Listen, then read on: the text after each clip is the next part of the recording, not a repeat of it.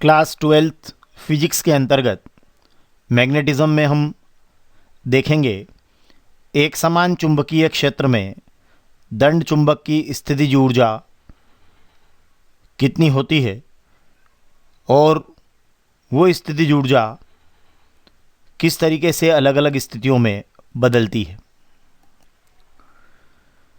हमें पता है कि एक समान चुंबकीय क्षेत्र में जब दंड चुंबक को रखा जाता है, बार मैग्नेट को रखा जाता है यूनिफॉर्म मैग्नेटिक फील्ड में, तो उस पर एक टॉर्क या एक प्रत्यानयन बल युग्म लगने लगता है और उस प्रत्यानयन बल युग्म का आघूर्ण जो है वो होता है tau is equal to capital M B sine theta.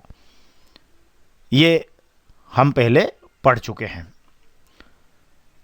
कि एक समान चुंबकीय क्षेत्र का मतलब है, ये देखिए, ये चुंबकीय क्षेत्र रेखाएं एक दूसरे के समांतर हैं और एक दूसरे से समान दूरी पर होकर ये एक समान चुंबकीय क्षेत्र बनाती है और उसमें NS एक दंड चुंबक अर्थात बार मैग्नेट है जिसकी ध्रुव प्राबल्यता स्मॉल m और प्रभावकारी लंबाई 2l है और उसका चुंबकीय आघूर्ण कैपिटल M वो स्मॉल m इंटू 2l होता है।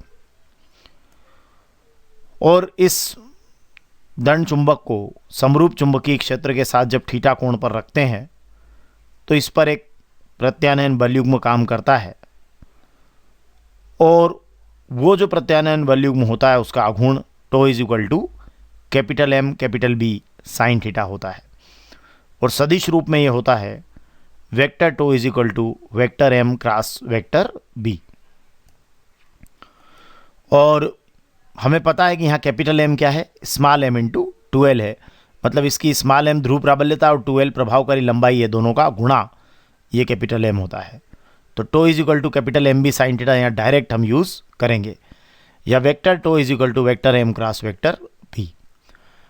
अब स्थितिज ऊर्जा दंड चुंबक की कैसे निर्धारित होती है कि आप इसको यहाँ से एक अल्प कोण थीटा पर घुमाइए। एक्चुअली होता क्या है कि जब यूनिफॉर्म मैग्नेटिक फील्ड या एक समान चुंबकीय क्षेत्र में दंड चुंबक को रखते हैं तो उस पर एक प्रत्यानयन बल युग्म लगता है और वो क्या करता है कि इस चुंबक को इस बी के समांतर लाने का प्रयास करता है। मतलब वो जो प्रत्यानयन बल युग्म होता है, जो एम बी इधर लगता है, एम बी उधर लगता है, और वो क्या करता है कि इसको, इस चुंबक को, इस NS को इस बी के समांतर लाने का क्या करता है, प्रयास करता है। अब अगर ऐसे में आप चाहते हैं कि आप इसको अल्प कोण से घुमा दें, है ना, अब देखिए वो प्रत्यानयन बल युग्म तो इस बी के समांतर लाने की कोशिश कर रहा है और आप इसको अल्प कोण से अगर घुमाते हैं या आप इसको किसी कोण से घुमाते हैं तो घुमाने में आपको क्या करना पड़ेगा, कार्य करना पड़ेगा, और जो आप घुमाने में कार्य करेंगे वही इस निकाय में स्थितिज ऊर्जा या दंड चुंबक में स्थितिज ऊर्जा के रूप में आ जाएगा। तो ऐसे में अगर हम इसको यहाँ पर चुंबक को अल्प कोण डी थीटा से घुमाते हैं, देखिए इस तरीके से एक अल्प कोण डी थीटा से हम इसको अगर घुमाते हैं तो घुमाने में जो हमको कार्य करना पड़ेगा वो होगा DW is equal to tau into d theta. ये घुमाने में किया गया कार्य है तो ये बलाघूर्ण और कोणीय विस्थापन के गुणनफल के बराबर होगा, क्योंकि कार्य बराबर होता है बल गुणित दूरी या विस्थापन। तो यहाँ घुमाने में किया गया कार्य है तो बल की जगह बलाघूर्ण हो जाएगा और ये कोणीय विस्थापन हो जाएगा डी थीटा।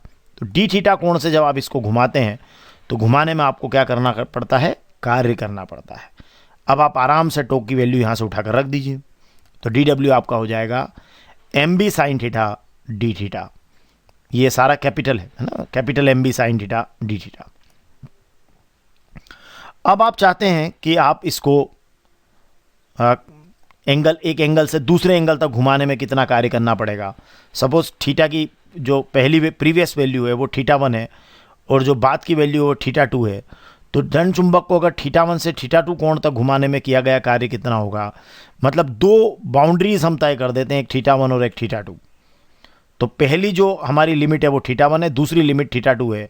तो θ1 से θ2 तक घुमाने में कितना कार्य करना पड़ेगा, तो वो जो पूरा कार्य होगा वो W हम दे देते हैं इंटीग्रेशन ऑफ लिमिट θ1 से θ2 DW। ये अल्पकोण था। अब आपने एक लिमिट ले ली θ1 से θ2 तक घुमाने में किया गया कार्य, तो वो इसका इंटीग्रेशन हो जाएगा, समाकलन हो जाएगा। तो W बराबर हो जाएगा समाकलन θ1 से θ2 dW। अब आप dW की वैल्यू पुट कर दीजिए, तो W इज इक्वल टू हो जाएगा θ1 से θ2 की लिमिट में mb sin θ dθ। अगर हम यहाँ ध्यान से देखें तो आप एक बात पाएंगे कि ये जो इंटीग्रेशन है ये केवल यहाँ साइन थीटा के लिए है। ये कैपिटल M और कैपिटल B, क्योंकि चुंबकीय क्षेत्र आपका पूर्व निर्धारित है और वो यहाँ कांस्टेंट रहेगा। कैपिटल M जो है वो स्मॉल m इंटू 2L है, वो चुंबक का चुंबकीय आघूर्ण है, बदलने वाला नहीं है। तो ये दोनों कांस्टेंट होकर बाहर चले जाएंगे। तो W इज इक्वल टू हो जाएगा कैपिटल MB θ1 से θ2 की लिमिट में साइन थीटा डी थीटा। अब अगर आप इंटीग्रेशन करने जाएंगे तो साइन थीटा का इंटीग्रेशन होगा माइनस कॉस थीटा और लिमिट हो जाएगी θ1 से θ2। देखिए integration of sine theta D theta हो गया माइनस कॉस थीटा और जो लिमिट है आपकी θ1 से θ2। अब आप लिमिट पुट करेंगे तो पहले अपर लिमिट लगाएंगे, फिर माइनस करके लोअर लिमिट। तो पहले अपर लिमिट मतलब थीटा की जगह θ2 लिख दीजिए, तो हो जाएगा माइनस कॉस θ2 और फिर माइनस करके लोअर लिमिट लगाएंगे तो ये माइनस माइनस आपका हो जाएगा प्लस, तो ये हो जाएगा कॉस θ1। तो W इज इक्वल टू हो गया MB minus cos θ2 plus cos θ1। और यही जो आप कार्य कर रहे हैं, ये जो क्षेत्र है आपका, ये जो क्षेत्र है आपका चुंबकीय क्षेत्र और चुंबक जो अभी एक मिलकर एक निकाय बना रहे हैं, इसकी स्थितिज ऊर्जा के रूप में संचित हो जाएगा। और सरल शब्दों में कह सकते हैं कि ये चुंबक की स्थितिज ऊर्जा के रूप में संचित हो जाएगा। तो ये जो स्थितिज ऊर्जा होगी ये हो जाएगी U is equal to MB cos θ1 minus cos θ2। ये आगे लिख लिया है, पीछे लिख लिया, माइनस की वैल्यू वाला पीछे लिख लिया।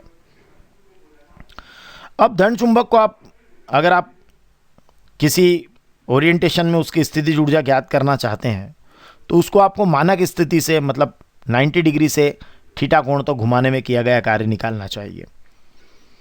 तो चुंबक को उसकी मानक स्थिति, अब इसको मानक स्थिति क्यों कहते हैं ये भी मैं अभी आपको बता दूंगा। तो चुंबक को उसकी मानक स्थिति θ1 इज इक्वल टू 90 डिग्री से θ2 इज इक्वल टू थीटा तक घुमाने में किया गया कार्य निकालते हैं। मतलब चुंबक को उसकी मानक स्थिति, मतलब ये जो एंगल थीटा है 90 डिग्री, मतलब ये चुंबक इस तरीके से 90 डिग्री से थीटा तक घुमाने में किया गया कार्य। तो चुंबक को उसकी मानक स्थिति मतलब θ1 की वैल्यू 90 डिग्री और θ2 की वैल्यू थीटा तक घुमाने में किया गया कार्य। तो ये U इज इक्वल टू हो जाएगा MB cos 90 minus cos theta. देखिए θ1 की जगह 90 हो गया और θ2 की जगह थीटा लिख दिया। तो U इज इक्वल टू हो जाएगा स्थितिज ऊर्जा के रूप में माइनस MB cos थीटा, क्योंकि cos 90 आपका 0 हो गया तो MB का गुणा माइनस कॉस थीटा में हुआ तो माइनस MB cos थीटा। ये आपका स्थितिज ऊर्जा का व्यंजक हो गया कि दंड चुंबक को आपने किसी भी ओरिएंटेशन या अभिविन्यास में उसकी स्थितिज ऊर्जा अगर ज्ञात करते हैं आप, तो उसको मानक स्थिति से वर्तमान स्थिति घुमाने में किया गया कार्य निकालना है। और उसकी वर्तमान स्थिति सपोज थीटा एंगल पर है तो 90 से थीटा एंगल तक घुमाने में किया गया कार्य निकालना पड़ेगा आपको। तो U इज इक्वल टू हो जाएगा माइनस MB cos थीटा। तो ये उसकी होगी स्थितिज ऊर्जा। ठीक है, तो अब आप इस तरीके से इसको घुमाएंगे ऐसे, तो यहाँ आपको U की वैल्यू आ रही माइनस MB cos थीटा। और अपन हर परिस्थिति में देख लेते हैं, केसेस देख लेते हैं कि किस परिस्थिति में ये स्थितिज ऊर्जा कितनी होगी। जैसे मान लीजिए अभी हम यहाँ पर हैं, U is equal to minus MB cos theta, ठीक है, और ये प्रत्यानयन बलयुग्म का आघूर्ण tau is equal to MB sin theta जो हमारी इक्वेशन नंबर 1 बनी थी, और tau is equal to M cross B ये इसका सदिश रूप है। स्थितिज ऊर्जा की वैल्यू है U is equal to minus MB cos theta. पहली परिस्थिति पर विचार करते हैं। पहली परिस्थिति ये है कि जब थीटा 0 हो तो देखिए जो आपका मैग्नेटिक फील्ड है उसका डायरेक्शन तो हर बार आप ये ऐसे ही रख रहे हैं, ठीक है। अब ये चुंबक का जो चुंबकीय आघूर्ण है उसका डायरेक्शन इस तरीके से है, देखिए आप। तो अगर ये दोनों एक ही तरफ हो गए, एक तरफ होने से मतलब क्या है कि इन दोनों के बीच में एंगल कितना हो गया, 0 डिग्री हो गया। मतलब ये दोनों क्या हो गए, परस्पर समांतर हो गए। तो अगर ये दोनों परस्पर समांतर हो गए और एक ही दिशा में हो गए तो थीटा कितना हो गया है, 0 डिग्री हो गया।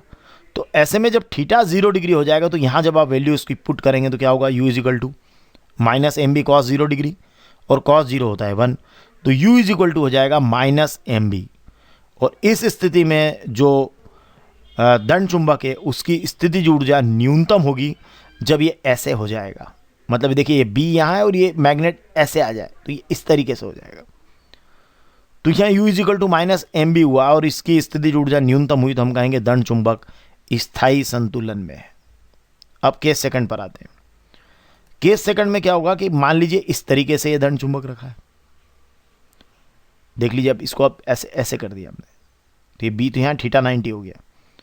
अब थीटा 90 होने पर क्या हुआ देखिए, ये हो जाएगा, मतलब इस परिस्थिति में वेक्टर एम वेक्टर बी के परपेंडिकुलर है, इस परिस्थिति में वेक्टर एम वेक्टर बी के पैरेलल था, एक ही दिशा में थे। और इस परिस्थिति में क्या हुआ, वेक्टर एम वेक्टर बी के परपेंडिकुलर है, मतलब लंबवत है। तो U is equal to minus M B cos 90 और U इजिकल टू हो गया 0। और यही कारण है कि इसको यहाँ स्थितिज ऊर्जा शून्य होने से इसको मानक स्थिति कहा जाता है, कि इससे अगर आप जितना भी घुमाएंगे वो स्थितिज ऊर्जा के रूप में हमें पता चलेगा। जैसे हम पृथ्वी पर गुरुत्वीय स्थितिज ऊर्जा को शून्य मानते हैं और किसी वस्तु को अगर पृथ्वी के तल से ऊपर उठाते हैं तो हम कहते हैं कि स्थितिज ऊर्जा उसी के अनुरूप बढ़ती चली जाती है। तो एक मानक स्थिति होना चाहिए कि मानक स्थिति क्या है। तो मानक स्थिति ये है कि जब ये थीटा 90 डिग्री होता है तो U इजिकल टू 0 होता है और इसको हम बोलते हैं मानक स्थिति। तो ऐसी में स्थितिज ऊर्जा कितनी होती है, शून्य। अब केस थर्ड ये है कि मान लीजिए ऐसा हो जाए कि ये आपका जो M और B हैं वो प्रति समांतर हो जाए, मतलब एंटी पैरेलल हो जाए, है ना। मतलब B का डायरेक्शन इधर हो गया, M का डायरेक्शन इधर हो गया, एक ही रेखा पर। तो फिर थीटा M और B के बीच का जो एंगल होगा, है ना, जैसे M और B के बीच का एंगल यहाँ 0 था, यहाँ 90 था, यहाँ कितना होगा 180 डिग्री हो जाएगा। तो U इजिकल टू हो जाएगा माइनस एम बी कॉस 180 और U का मान आ जाएगा, देखिए कॉस 180 कितना होता है -1, तो -1 इंटू माइनस एम बी तो हो जाएगा प्लस एम बी, और ये वैल्यू हो जाएगी मैक्सिमम।